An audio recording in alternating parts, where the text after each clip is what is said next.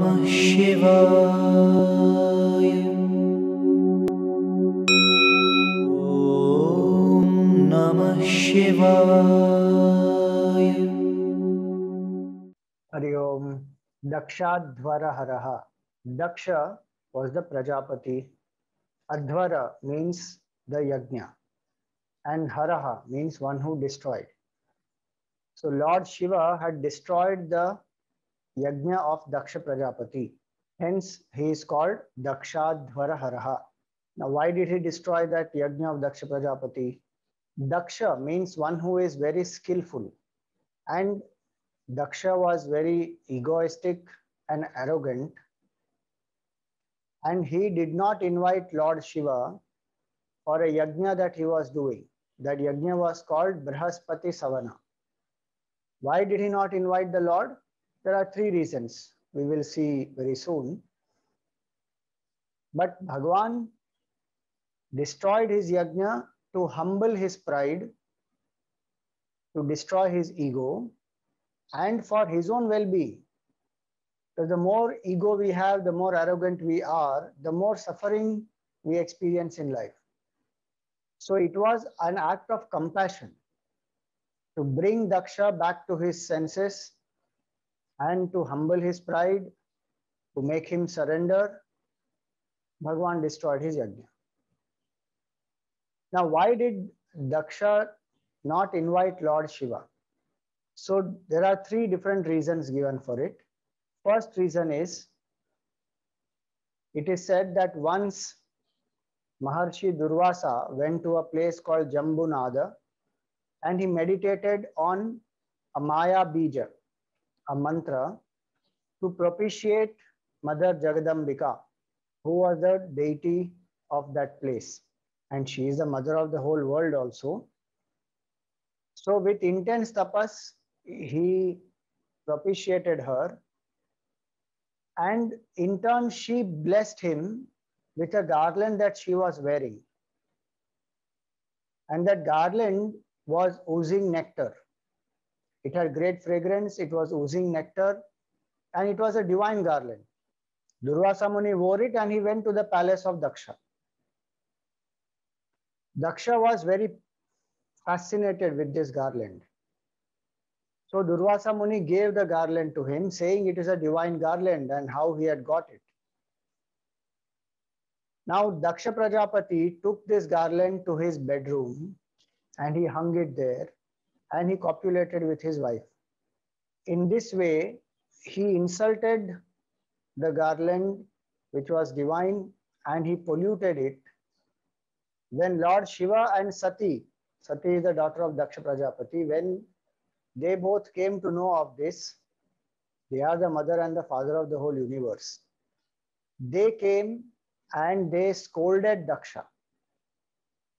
Now Daksha held this bitterness in his heart and he did not like Lord Shiva. This was the first reason he did not invite Lord Shiva to the yajna that he was performing, Brihaspati Savana. This story is mentioned in the Devi Bhagavatam in the 7th skanda. The second reason why Daksha did not invite Lord Shiva is he considered Lord Shiva as polluted. Lord Shiva lives in the cremation ground, wears the garland of skulls, has ashes all over him, there are ghosts and goblins around him, and also in his hand is the skull, the fifth head of Brahmaji, which always remains in his hand. One of his earlier names also spoke about it. So Daksha considered Lord Shiva as polluted, not very royal. He didn't think of Lord Shiva as royal. So he did not invite Lord Shiva. And the third reason is the most famous one, where some Prajapatis were doing a yajna and they had invited all the devatas, great rishis, sadhus, sannyasis, Brahmaji, Vishnu Bhagwan, all were there. And even Lord Shiva was there. And when he entered, everybody welcomed him, praised him. He took his seat. And as per his directions, everybody took up their places also. But when Daksha entered, everyone got up to praise Daksha. Lord Shiva did not get up. This angered Daksha that Lord Shiva is just his son-in-law and he did not even get up. So in front of everyone, he criticized Lord Shiva, called him polluted, called him unholy, called him ignorant, outcasted him from all the four varnas, and sent him out from that yajna. Lord Shiva is Param Vairagi. He never took it personally and he went. So these are three reasons why Daksha did not invite Lord Shiva. But as we said, Lord Shiva is Param Vairagi. He did not bother that I was not invited to the yajna Brihaspati Savana by Daksha. He was quiet. But Sati came to know that all are invited and they have not got an invitation. And she was very eager to go. And Bhagavan said, we are not invited. Let us not go there.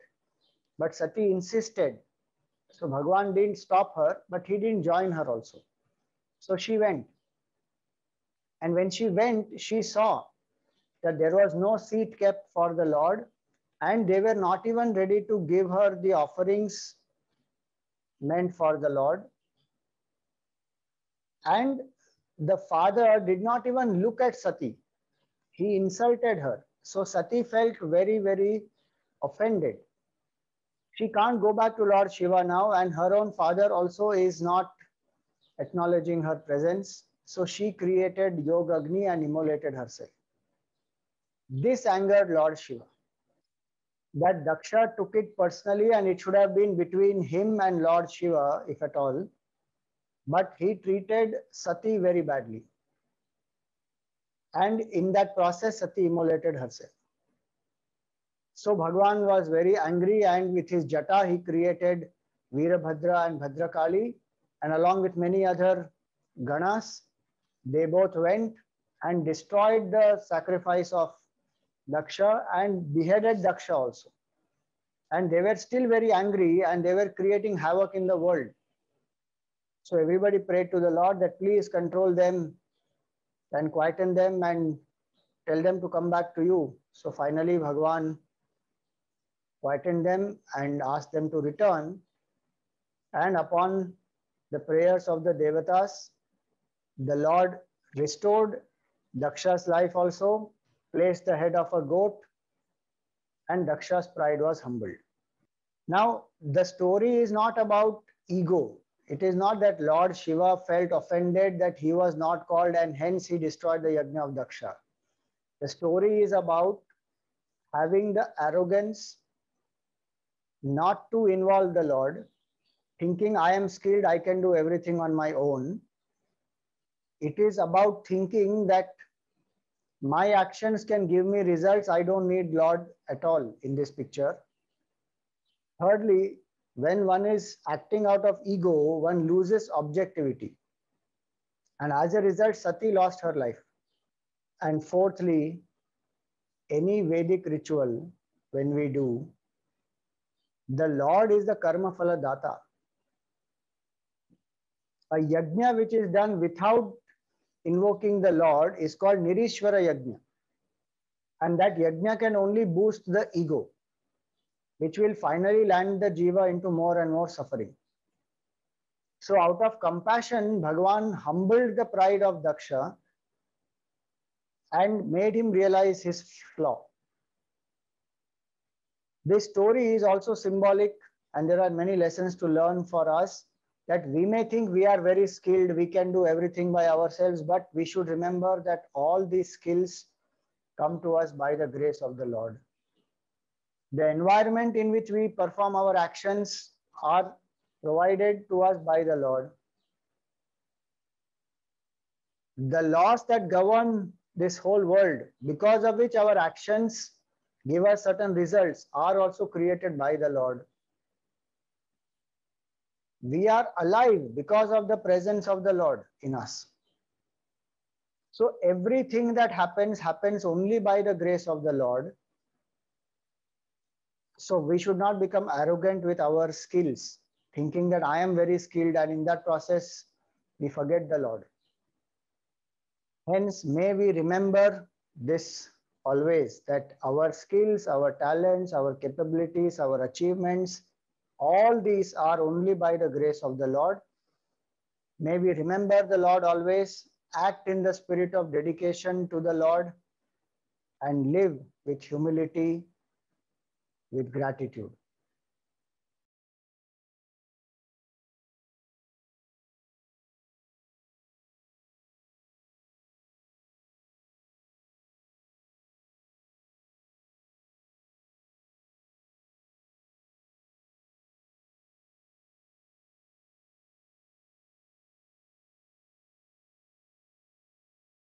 Om